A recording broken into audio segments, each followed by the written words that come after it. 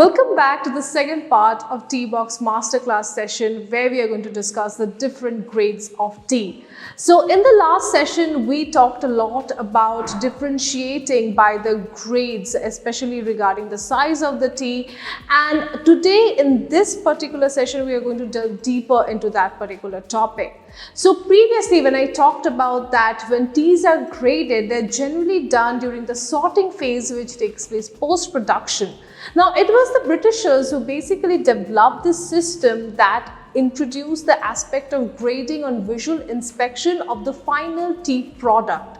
So when we talk about tea grading, especially post-production, it is first divided into whole leaf. So the first grade is the whole leaf, and as the name suggests, whole leaf is the grade of tea which does not have any kind of tear or cut, is not broken up into pieces and is basically whole. So there is no kind of like cutting or breaking down of the whole leaf, and generally it consists of like the two leaf and the bud. So when we talk about whole leaf teas, because of its wholesomeness, it is generally much more having like a delicate flavor profile. It is less astringent, it is much more lighter palate as such, and it is highly aromatic. Most of the Darjeeling whole leaf teas that you will be drinking has unparalleled flavors, mainly because of this particular wholesome quality. Also, it is very interesting when you steep whole leaf teas, you will see that they unfurl, and that is a magical experience in itself. Another interesting thing about whole leaf teas is that if you steep it in different temperatures multiple times, as it does allow multiple infusion, you will see that there is a discernible different flavor profile taking place in every successive steeping. And that is one of the most interesting and unique part of drinking whole leaf teas. So whole leaf in general has a very magical experience and actually elevates the very tea drinking experience. Now the brokens, they have a fair bit of interesting history. I mean, if you can keep the tea whole, and I've just talked about the glories of whole leaf tea, why would one choose to break it? Well, up until the Ming dynasty in China, teas were generally consumed in the powder and dust form. Before the advent of the tea roasting technique where the tea leaves are separated, tea leaves were before steamed and compressed into cakes from where they were torn apart, powdered and whisked into hot water, setting the precedent for the matcha teas in Japan. Also, the European merchants, when they first started trading with the Chinese tea traders, they realized that when the tea leaves are broken and they're more like densely packed, they can fit more into their ships. So the lesser price, the bold flavors of the broken teas captured the very European consumer market. But however, with the boldness of the flavors that brokens generally give to a cup, you also have bitterness, astringency that releases faster into the tea when it is being steeped. Another problem with brokens is that, especially when they're filled in tea bags, etc., you can put in numerous fillers and adhesives that can go inside that particular tea bag. And you know, there has been from like benign fillers to like toxic dyes. At one point of time, everything had actually gone inside along with the brokens. In addition, brokens, especially when they're in tea bags, they can hide or they can mask a lot of, added ingredients to them. Historically, it has ranged from benign fillers to toxic dyes. According to today's industry standards, especially tea industry standards, anything poisonous is of course not allowed, but still a lot of like unwanted ingredients, sweeteners, artificial sweeteners especially, can be added to the brokens without the palate really being able to discern it.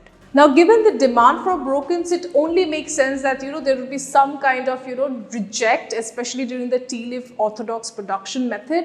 Now, given this particular aspect of it, you will generally see that fannings is that particular residue that takes place, especially after the, higher grades of teas are sorted. Traditionally, they are considered the very reject of the orthodox tea production system. But of course, when there is a tea to be consumed, and especially with the growing demand, fannings also found its place in the industry. Also in the 1930s, very interestingly, the crushed your curl, which is the CTC method, was introduced, and this allowed the industrial tea estates like in Sri Lanka, Kenya, India to process the tea much faster, and this became a very economic, fast approach to answering the very growing demand of tea across the world. Now what actually happened was that people from all over the world, they fell in love with this cheap, inexpensive black teas which flowed into the market with great ease, and people actually started desiring the single serving teas. Now we come to the very last grade, dust. Now, is dust really the very sweeping of the tea floor factory? Because if that's true, nobody wants to drink that, right? Well, it's not really that. Tea dust is basically the last remnant of the tea making process. So what happens is that when you have the crush, tear, curl process taking place, bits and parts start falling off, right? And that is basically the dust. So a lot of time tea producers, the tea makers, they will put a tray right under this very crush, tear, curl process, wherever it's taking place under the vent, and this dust that falls off becomes what we call the tea dust. History has it that an American tea seller by the name Thomas Sullivan, especially around in 1908, he started selling teas in silk pouches. Now, I'm not sure whether the tea customers, they were tea visionaries or they were Philistines. They never realized that they had to take the tea out of the silk pouches before they donk it in their cup. But that is exactly how tea bags first, were invented.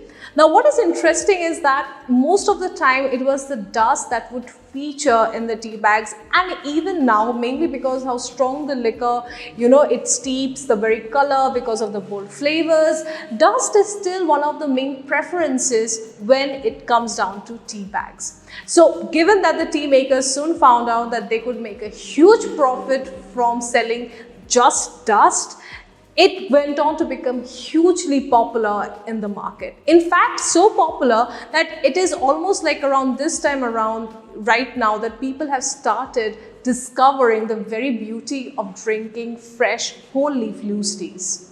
So that sums up the very 4 primary grades of tea, but it's important to remember that this is not the only way to grade the very quality of tea. There is also the grading by appearance, which is a much more complex grading system.